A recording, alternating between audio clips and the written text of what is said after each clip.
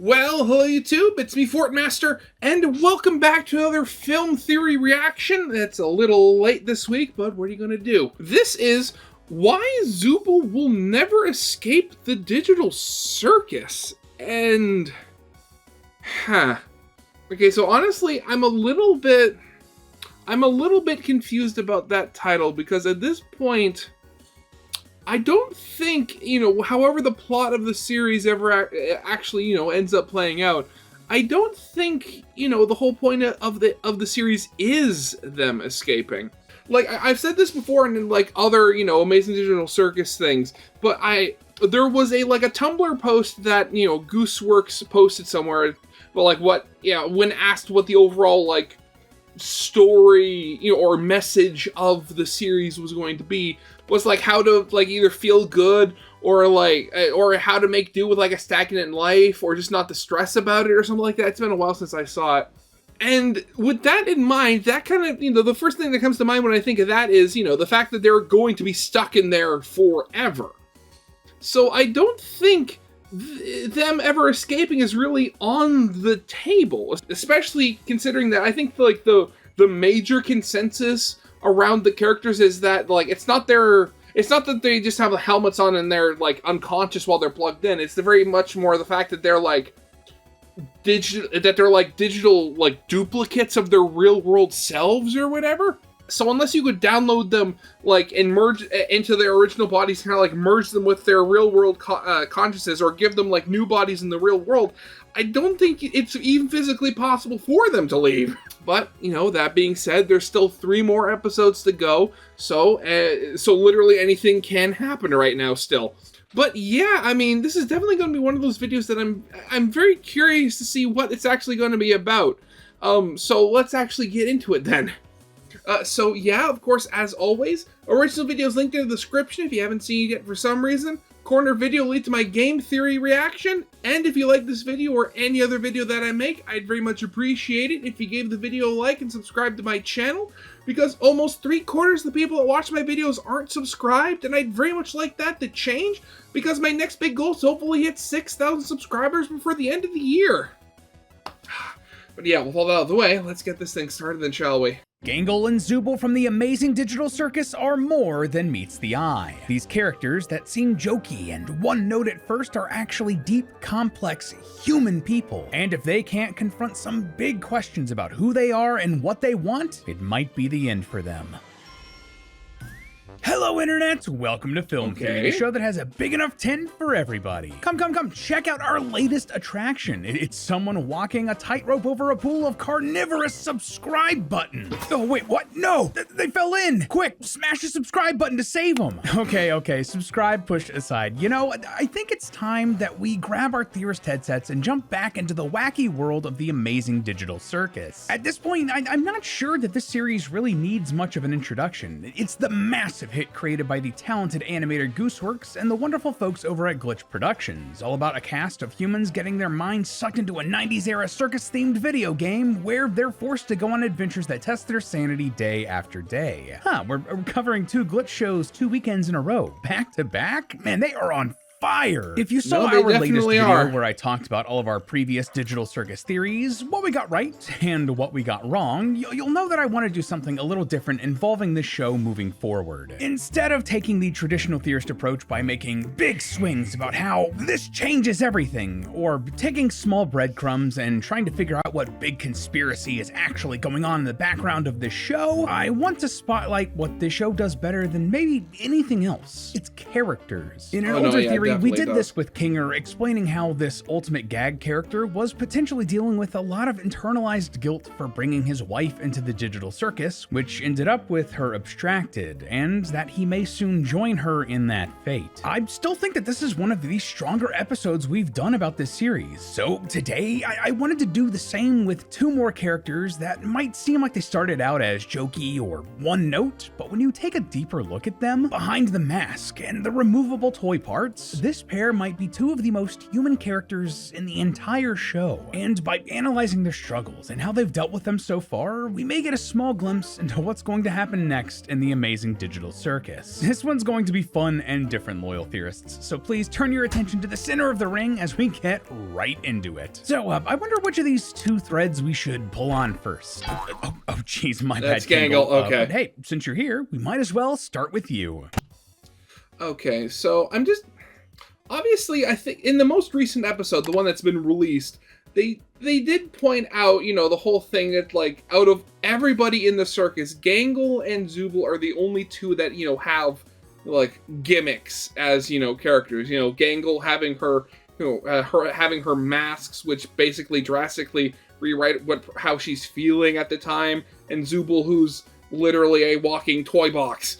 And I mean, seemingly, at least from what it looked like at the last episode, I mean, Gangle's, unlike Zooble, Gangle's issue very much seems to stem from the fact, like in her real world life, like she was, depressed and, masking, from her, like, lack of success when it came to art, and she was a manager at a fast food joint, which, I mean, I don't think anybody wants that to happen to them. So, the whole thing, I would imagine, was, the digital circus did what the digital circus does and kind of took that and kind of extrapolated it to a stupid degree. Zooble, on the other hand, like, we understand, Zooble has, obvious body dysmorphia, given that, they can't find anything for them that actually feels right with all their pieces. But apart from, like, knowing that Zooble was, like, they were a bartender and did tattoos as, like, jobs before, we don't know how that really, like, connects to what their life was like outside. Like, were they dealing with some major body dysmorphia outside the digital circus, and the digital circus, once again did its thing? Or is the body dysmorphia that Zooble feels very much a thing that only started in the digital circus because of, the removable parts gimmick? Gangle. As I mentioned at the top of the episode, there wasn't really a ton to say about Gangle when the series first started. As Jax put it, Gangle's the sad one. Gangle's whole personality was tied to her masks. Pardon the ribbon pun. When she wears her happy mask, she's timid, but, well, happy. But in every episode, when that happy mask inevitably breaks, usually at the hands of Jax, Gangle is forced to wear her sad mask, which, well, makes her sad. Simple enough, right? Now, if you've ever been to or been involved with theater before, Gangle's masks should be familiar. These are what are known as the comedy and tragedy masks, and in modern times, they're more or less a cliche symbol that represents the idea of the theater as a whole. But what you may not realize is just how far back the association between these masks and theater goes, because man, it goes way back to like ancient times. Ancient Greece is often considered the birthplace of modern theater as we know it. Going to the theater was a big part of Greek life at the time, so much so that they constructed these humongous venues, some of which are still around to this day. The problem was, if you got stuck in the nosebleeds, it was pretty hard to make out the characters on stage, let alone read their emotions. So, yeah, just like in real life. To combat this, actors would often don these large masks with overly exaggerated facial features that made it crystal clear to everyone, even the chumps in the cheap seats, exactly what each character was feeling. And hey, that's sort of true for Gangle too, isn't it? They're literally wearing their heart on their sleeve, or their face, I guess? Whichever personality Gangle is embodying at any moment is shown or determined by the mask she wears. And yeah, thinking about it, but I mean with Gangle, I mean, it's very much, she doesn't really control which one, is on. If she's forced into the sad or tragedy mask, then that's what she's feeling. She can't change it unless she gets a new mask.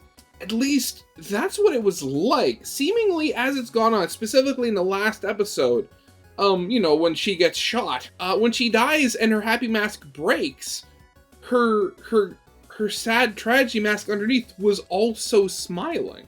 And from, like, the teaser for the next episode that we saw in the Glitch Direct, from on the beach and stuff like that, even though she only had her tragedy mask on, she was still smiling and being happy. So it might be the fact that, she's starting to actually work through these problems where her mental state isn't dependent on what mask she's wearing. And honestly, it's seemingly been Zooble that's been helping the most with that. Now, just going back to the title of the episode, I think the problem might be the fact that, Zooble's helping Gangle out so much, but she's not doing anything to try to, figure out her own situation.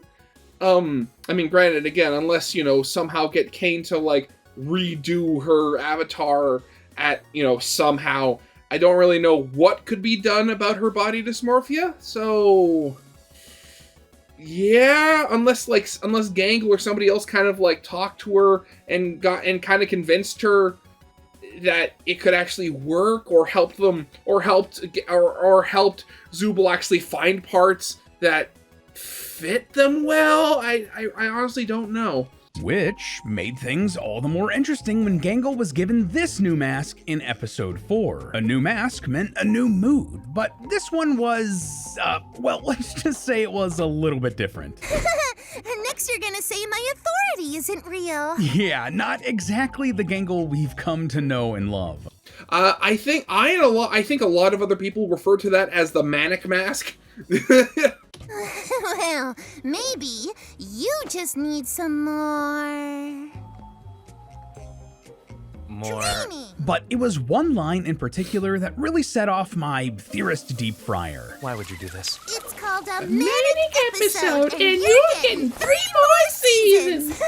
Well, I don't know about 3 more seasons. Gooseworks seems pretty adamant that there are only going to be 3 more episodes. Yeah, Regardless, unfortunately. Catch what Gangle said there, though? She said that she was having a manic episode. Now, those of you who have dealt with mental health or seen our video about the Inside Out analog horror may know where I'm going to go with this. But for those of you who didn't or don't, well, that term, manic episode, or just mania in general, is associated with a very real, very serious mental health condition, bipolar disorder. So it's here where I want to say that we're about to dive into some pretty deep topics, and our option was to either bring light to some of these important issues or to not cover them at all. Honestly, with how the digital circus treats its characters with respect and how important these themes are to the show, it would have felt wrong not to include this. I talked a lot with our team about their own personal experiences, and we even discussed getting some professionals on like Cinematherapy to help explain these topics. Maybe we'll do that in the future, but right now, just a heads up that this is what we're doing. And please feel free to leave a comment to share your experiences, or if you have a different interpretation here. I just want to start a conversation. Now, this is very simplified, but bipolar is a mood disorder characterized by extreme mood swings. Patients will have prolonged periods of heightened, almost euphoric feelings, commonly known as manic or hypomanic episodes. During these, people with bipolar may have racing thoughts, make poor or reckless decisions, or even forego sleep. But other symptoms can include feeling a distorted sense of well-being,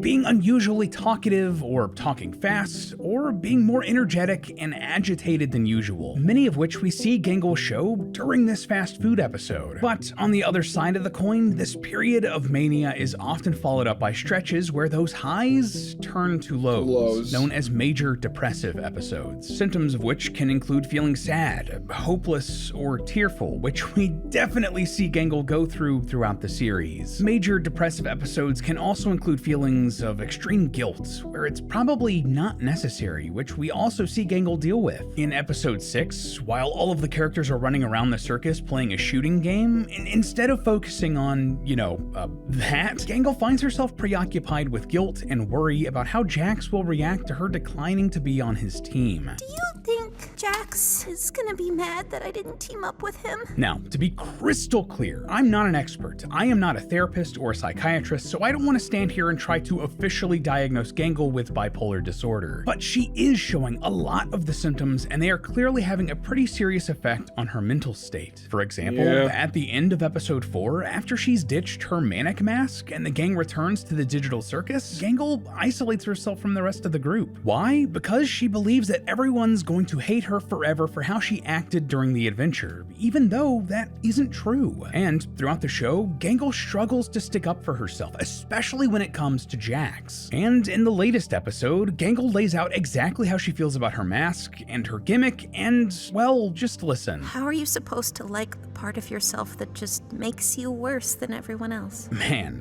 jeez, that really just hits close to home, doesn't it? Just, speaking from personal experience, these aren't the sorts of issues I imagine someone facing just in the digital circus here. No, that's a pretty internalized feeling that probably stretches pretty far back for Gangle. And yeah, again, like as I said, I have the very strong opinion or suspicion that the reason why, Gangle and Zooble specifically are the only characters that have, like, these types of gimmicks is really because both of them came in with, I mean, for Zooble, I don't want to call it a mental disorder, but you know what I'm talking about. And then the Circus, probably because, and then the Circus, basically just extrapolated and made everything worse and very visual. So, oh, hey, this person has, multiple, not multiple personalities, but, manic episodes and extreme mood swings. Let's give them a pair of literal masks that they can switch around to instantly change how they're feeling at any given time.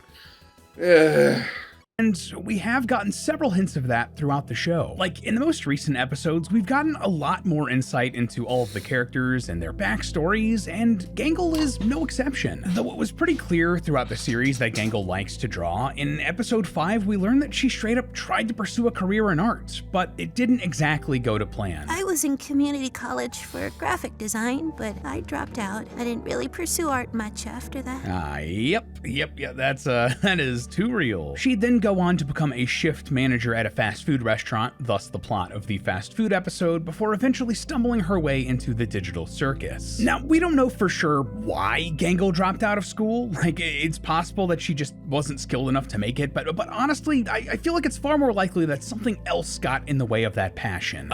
Check out. Yeah, I can very much imagine that it wasn't so much her artistic abilities that, made her drop out, but it was very much her, opinion on those abilities, or her perceived, or, more so just how she felt about them. I mean, granted, I've never gone to community college, but I assume it still costs money. So, I mean, spending all this money and, going to school for this, and, maybe with, her mood swings and her depressive episodes, maybe, it got into her head that they weren't helping, she wasn't improving, and she would never be good enough. Maybe she just one day thought, hey, it's not worth it, I'll just leave. This small interaction when the gang are in Gangle's adventure suggestion of a slice of life school anime. There's nothing wrong with your suggestion. How did you know this was my suggestion? See how Gangle is trying to desperately cover up her drawings and deflect the suggestion that this was even her idea? She's embarrassed by her own interests when she really shouldn't be. And given how she interacts with Jax and his bullying, there could have been a similar figure or teacher in her art classes in college that really just put her down. But to be fair, that is a bit speculative. The far more likely answer for who got in the way of Gangle's pursuit of her dreams is Gangle. Whether it was bipolar disorder, depression, a complete lack of self-confidence, or something else, something caused her to kill those all of dreams the above. and instead fall into the world of fast food. Oh, and just because I wanted to include this and didn't really have a better place, according to Gooseworks, Gangle is supposed to be 26 years old, and given the timeline of the show we figured out, that would mean that she grew up through stuff like the 2008 financial crisis and the pandemic. That could have easily compounded all of these issues of isolation Gangle is feeling and just made them worse. It's a small thing, and I know most of us felt like our lives got completely upended by both of those events, but I wanted to mention it because the timeline was just too perfect not to. Which also brings me to another small moment involving Gangle that seems like a throwaway gag at first, but after rewatching the series again for this theory, I'm not so sure. See, there's a scene in episode 5 where the gang are forced to play a game of softball against evil versions of themselves. Here, each of the main cast get an evil doppelganger. Well, except for Gangle. Why don't I get an evil clone? No, but for real, that is a very good question. Why didn't Gangle get an evil version of herself? I mean, if I remember correctly, I think Gooseworks, when she was asked about it, specifically said that she just thought it'd be funny. but I can very much see, in-universe being, oh, she's already her own worst enemy. How would you make an evil version of, Gangle who's bipolar, have a version of Gangle that's, completely confident in her artistic ability and, with no mental illness? I mean, how would you depict that as an actual character? And also, I do remember that, I think it was Goose that said the evil version of Gangle would have a red mask and white ribbons, so you're kind of doing something wrong here.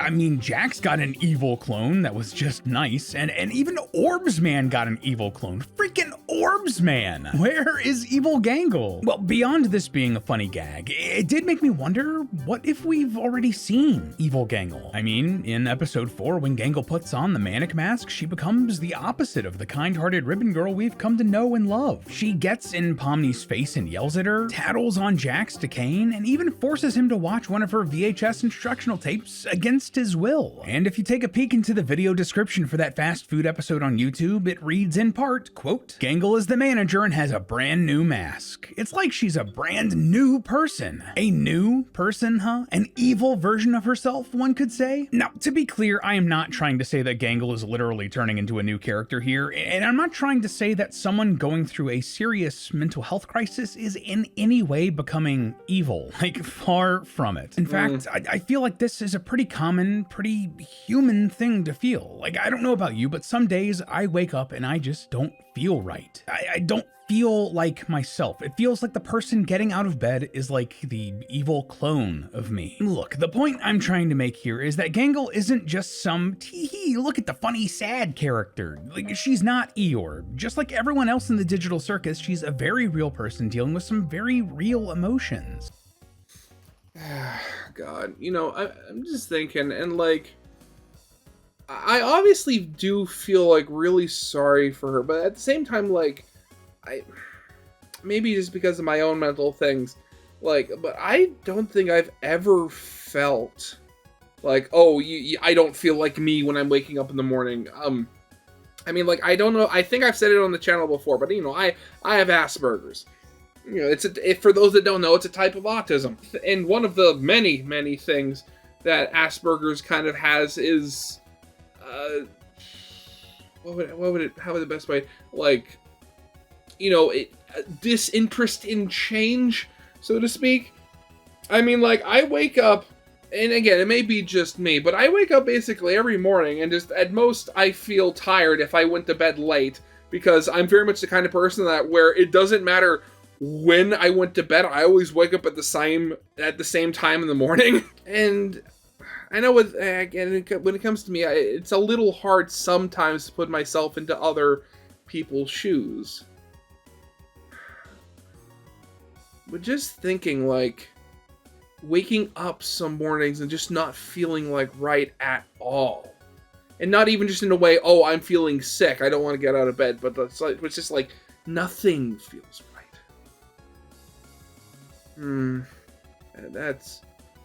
Oh, God, I mean, honestly, it sounds like it sucks, and I imagine it does. Something that a real therapist or psychiatrist could probably help her out with. Also, wait a second, I only just realized, we're over halfway in the video here, and, so far we've been talking about nothing but Gangle. When is Zooble supposed to come up in here? But definitely not Kane. That would just make things worse. At No. the very least, though, Gangle could use a friend, and thankfully, she does have someone who's willing to listen to her. Speak I'm of the devil. Course talking about the foul-mouthed mix-and-match toy that is... Zooble. So, much like Gangle, when the amazing digital circus began, Zooble felt pretty one-note. In the first 2 episodes, they had, 3 lines? And most of that was literally them just swearing. Honestly, go off, my liege. Once the adventure started in those episodes, Zooble would Zooble off, middle fingers in tow, playing the grouchy archetype. But even as early as episode 2, we could tell that there was more to Zooble than meets the mismatched eyes. While everyone else was slowly destabilizing the Candy Canyon Kingdom, Zooble spent that time setting up for Kaufmo's funeral, letting the group say goodbye to their friend. Which, as a side note to me, is pretty fascinating because, according to Gooseworks, Zooble was the character who entered the circus just before Pomni. That means that they would have spent the least amount of time with Kaufmo before he abstracted, so them doing this really says a lot about Zooble in a great way, I have to say. Anyway, since then though, we've been given enough Zooble lore to fill a Zooble chest with, and in fact, in the noir bar scene in episode 5, we got hints at how Zooble ended up stuck in the digital circus in the first place. Here, Pomni explains what she did for fun in her previous life. Well,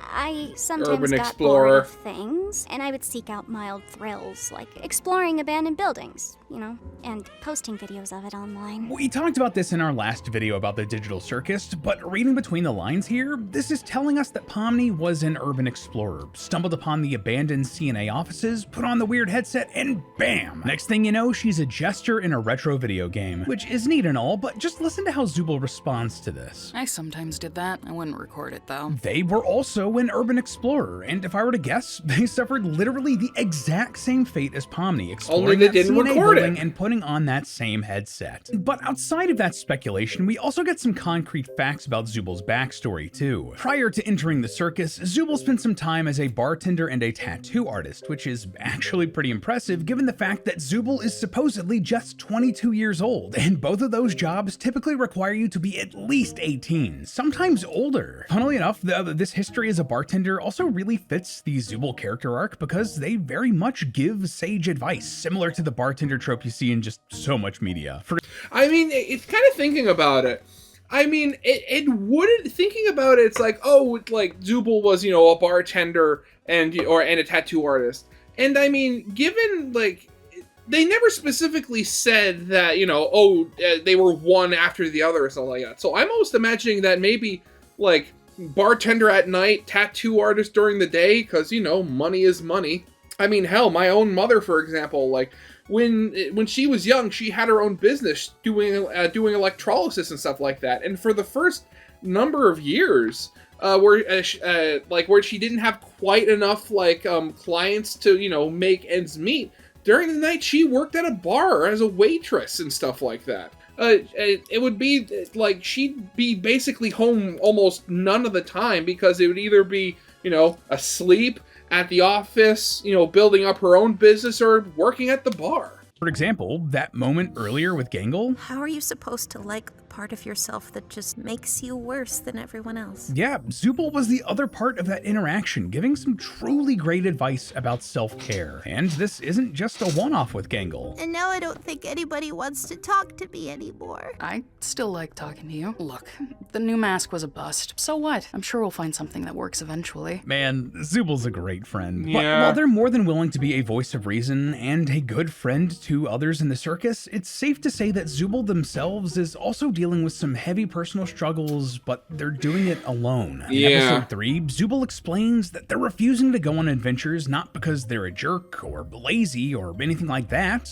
but instead because... It's me, remember? I don't like myself. I hate this body. I hate all these stupid removable pieces. I just want to find something that feels good. They feel uncomfortable in the body they've been given here in the circus, and despite the fact that Kane has provided Zooble with a near endless supply of parts to mix and match, nothing's felt right. In fact, we've mentioned this before, but if you pay attention, Zooble's been trying out new parts in each and every episode. Yeah, but no it's a avail. daily thing. This, along with the fact that Zooble uses any pronouns, means that it's not a crazy reveal to point out that Zooble is very much a representative for the transgender and non-binary communities. Now, I'm not part of those communities myself, and I want to stay in my lane, but everything I've researched and the people I've talked to explain very similar feelings. A lot of them deal with body dissatisfaction or body dysmorphia. Like, they're not comfortable in the bodies they've been given and are trying to find something that fits them better. It's also worth pointing out that Gooseworks herself is a trans woman, and though I don't want to assume anything about her experiences, I think it's safe to assume that at least some of them have been woven into Zooble's writing here. I mean, Zooble's triangular head is even reminiscent of one of Gooseworks' avatars. The parallels make sense, which also means that these are feelings that Zooble is having to deal with on top of being part of a circus-themed nightmare. Which, oh god, I've talked about it before, and like, with everything going on with Zooble, I can't help but feel that Zooble is their own worst enemy in this instance, where, like, they're totally willing to help out other people, you know, Gangle specifically, with their issues, but their innate, you know, habit of just being a loner means that while they're going through many similar struggles, if not in the same vein, they're having to go through them all alone. And just going back to the whole part of, and that's not even, you know, ignoring the whole fact of how they talk to Kane and stuff like that. Like, I talked about it before during my reaction during the episode, if I remember correctly, and it was the fact that, you know, Zooble points out that they've talked to Kane about their issues before, but then at the end of the conversation, they literally tell Kane to forget it, seemingly forgetting themselves that Kane is an AI and might have quite literally taken the command to forget it, literally meaning that Kane literally doesn't remember that it was happening. Add on to the fact that Zooble is so far seemingly the first person to actually see firsthand what happens when Kane starts becoming mentally unstable, yet they're the one that constantly is being the most confrontational with them about their adventures and stuff like that. I'm like, there's many things going on here. It's like where I understand where you're coming from, Zooble, but you're still being an idiot. Obviously, the stuff near the end there, that has nothing to do with their body dysmorphia, but hopefully you get what I'm talking about. But unlike Gangle, who has someone like Zooble to help support them, Zooble is more or less struggling in silence. I mean, unless you count talking to Kane, which I don't. My guy forgets all of their conversations, like, immediately. Forget it. Just forget it. Forget what? So with all of that in Literally mind, what I was just talking about. about. What do here? I mean, other than opening up to the others. Well, if you go back to their conversations with Gangle, I couldn't help but notice just how much of it might be useful to Zooble themselves. I mean, just listen. Look, the new mask was a bust. So what? I'm sure we'll find something that works eventually. How are you supposed to like the part of yourself that just makes you worse than everyone else? 'Cause it exists. It's a part of you that's real. And the only you that you should care about is the real you. You have to choose to love yourself, even if it doesn't make sense. It's not natural, it's intentional. I mean, come on. We'll keep trying to find something until it works. The only you should really care about is the real you. You have to choose to love yourself. And in that last clip, we literally see Zooble reflected in Gangle's mask. In terms of visual storytelling, that's absolute cinema. Though I should mention that some of the folks in these communities that I've talked to about this script and about Zooble had a slightly different take, one that I wanted to bring up here. And that's that this is advice that Zooble was giving, but couldn't actually take themselves. Their experience might be one that's more about coming to grips with who they are, to find their own self-acceptance while not conforming to what everyone else says is right or normal. After all, and I cannot stress this enough, being trans or non-binary isn't a mental illness. It's just a part of who you are. But are they ready to accept that? Because judging by the way Zooble reacts to Gangle's follow-up to this conversation, Have you ever had to make that choice? I think the answer is no. Not yet, at least. So the only question left to answer is, well, what happens next? So, the last episode ended with a bit of a cliffhanger. Jax and Pomni, who had become closer over the past few episodes, had a bit of a tiff, resulting in Jax almost abstracting at the end of the episode. And so, when this next episode kicks off, I imagine that Jax is likely going to go back to his favorite old punching bag to try to regain a sense of normalcy. And that's gonna be Gangle. This will almost certainly be a make or break moment for Gangle. When Jax inevitably starts being Jax, is Gangle going to put her foot down and make it stop, or will she continue twisting herself into knots to try to keep Jax happy? In our last theory, we pointed out that Gooseworks said that the next episode will make a certain type of fan very annoyed, and that could be the Jax stans who are happy with him being a jerk. I believe that Jax is gonna take things a step or two too far, and really get called out for it in a way that drives a wedge between the cast, and in the end, that might cause Jax to abstract. And I mean, you look at it, and I mean, Jax already kind of, self-isolates. Like, not to the extent that Zooble does, not going on adventures. But I mean, they're very, obviously, everything that Jax has done, being very confrontational, basically making everything worse, making so that basically nobody in the circus really likes him, like, at all. And from the few clips we did see of the, the next episode at the beach, while everybody's having fun on the sand and like having gotten changed into like their beachwear using that like magic changing hut that Kane gave them, it seemed like Jax wasn't like a part of that at all. Like, he was just sitting in the shade of an umbrella on like a lounge chair, like at the other end of the beach. It looked like he hadn't even gotten changed or anything. So, yeah, obviously, like, something big is happening next episode, whether it's Jax abstracting or something else. I just really wonder what it's going to be, I should say. As for Zooble, well, at some point, they really are going to need to grapple with some of the serious questions hanging over their head. They'll need to have conversations with everyone else and allow them to be the shoulders to lean on for once. But judging by the reaction to Gangle's Uno reverse card, that's going to be much, much easier said than done. And who knows, maybe they're already on that right path. On the one hand, over the past few episodes, we've started to see Zooble really open up, even if just a tiny amount. They've expressed how they've been feeling lately, even if only to Kane. They've started to participate in the adventures and even make suggestions on what sort of adventures they'd like to go on. Clearly, Zooble has become much more comfortable with saying exactly what they want, rather than just flipping the bird and walking away. Though I do have to wonder if there's a bit of a darker path that could be taken here with Zooble if they aren't able to confront those questions. During episode 6, Zooble asks Ragatha if she has any of the stupid sauce left over from the fast food episode, and at the very end of the episode, we see a quick shot of Zooble very much zooted out on the sauce. Could that be a hint of a storyline to come about trying to find escape in other ways? At this point, only Gooseworks knows. Though maybe Zooble has another solution to all of their problems. You really want to know what I want? Oh no.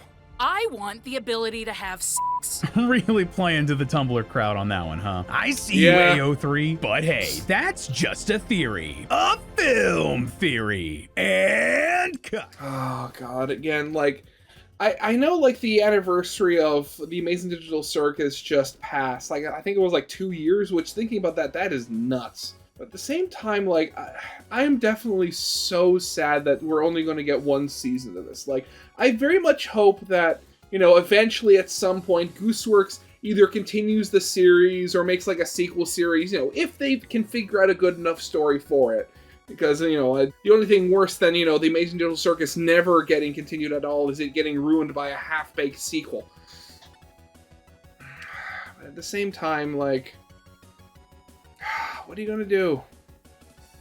This show is honestly something else, and, like, I am, and, I'd imagine a lot of people as well, all just really want to see how it ends and see if it can stick the landing here.